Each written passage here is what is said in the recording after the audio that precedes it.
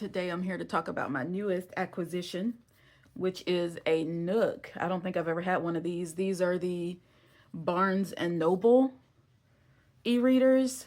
It's very lightweight. This is the 6-inch size. They do have a 7.8-inch size, and it's like a flush screen version, but it still has these buttons on each side, which I really love because I did have one of those Kindles, one of the earlier gen Kindles that had the little clicky buttons on each side, and it was more of a longer rectangular shape, and it provides a really nice reading experience. I do have like these little sticky tabs on the back just to make it easier to hold on to without a pop socket or anything. I feel like this is one of the simplest e-readers that's been created. Like it doesn't have much going on. You don't have much opportunity to customize or personalize. You used to be able to change these, but I think they changed because I couldn't find any options in the system to change the cover, but you just turn it on here or the top button and you slide to turn it on. And right now I'm reading Undefeated, one of the free books that Barnes and Noble provides to you every Friday and for the entire weekend. Hold on, let me go back to the home page. If you go to the store, they'll have a free book available.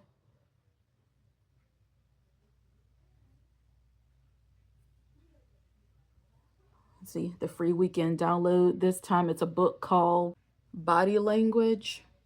I usually don't read what they're about. I just download them every time. Let's see what this one is about. It's a gritty crime series debut. A London morgue assistant with an eye for detail and an ear for the dead investigates her mentor's murder.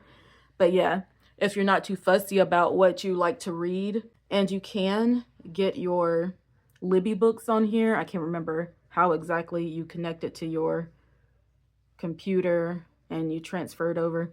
I don't know. I haven't checked it out, but apparently it's something you can do. I read the entire guide for the Nook. I read that. but yeah, the only thing you can pretty much change is the forward and back buttons, like which one does what. Let's click into this new book here. And you can categorize your books, which is something you can also do on the Kindle. I got it for super cheap. That's the only way I bought it. I just really like e-readers, and I like just having one dedicated to my Barnes and Noble books. And you can change the font size and the page number. It's not much difference in size from my Kindle Basic. It is a lot lighter in weight. It's not as, like, this isn't heavy at all, but this is even lighter than that. So if you want something super light, something very simple, something very basic, you can definitely go for this. But it sells for like $140 originally on the Barnes and Noble site, and I would never pay that much for a device like this. Like, this is something that you would always want to buy secondhand. I couldn't imagine paying more than $40 for this, and I paid even less than that in order to get this, because it really doesn't do much at all. You can, of course, load your EPUBs and stuff onto it.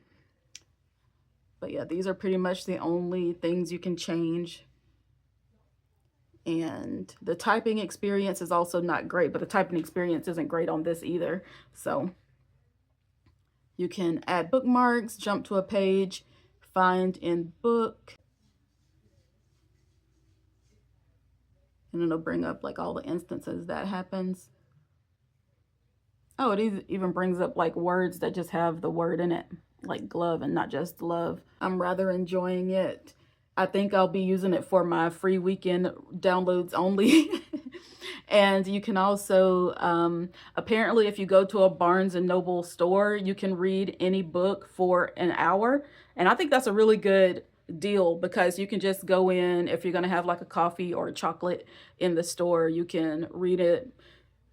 You can get a couple of chapters in for an hour. Oh yeah, something else I forgot to mention, the highlighting experience. Okay, so with my Kindle, let me turn this on for a hot second. Hey kitty. Oh, back up. With my Kindle, I can just hold and highlight and then make any notes that I want to here. And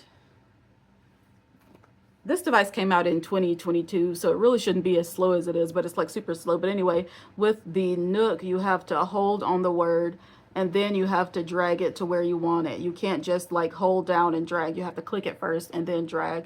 And you do just get the one color for highlighting. And then make a note. And the typing experience isn't the best. I can't remember if I said it or not, but this is the 2022 model. Unable to connect to Kindle service. I don't know why I have this error because I'm connected to the internet, but anyway. And then you get a little, oh my goodness, this thing. And then you get a little note tab in the corner of where you made a note at. And that's sort of like when you write on the scribe and make a note, you'll get these little sticky tabs that pop up where you can just click on and edit them or delete them. And you can't really change the refresh settings or anything like that on this. And I don't know if there's a, oh, but yeah, it does have a light to hold down the home button. The glow light will turn on, which is something that I really like, because like if you're in the middle of a book and you don't want to like pull the screen down or anything, you can still access your light. And I think it's on like whatever brightness that you had it originally set on. This one doesn't have warm light. The version that came out with for I think it's called the Nook Glow Light Premium or something like that. I don't know. But it has warm light. This one only has the cool light. You can change the name of your device up here.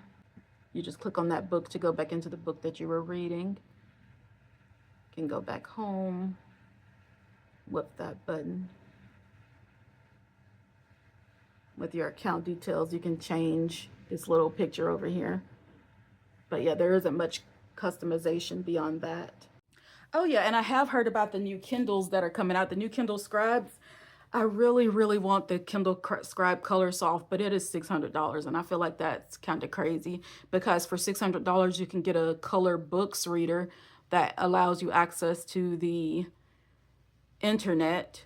I mean, not just the internet, because you can connect to the internet on your Kindle, but it allows you access to the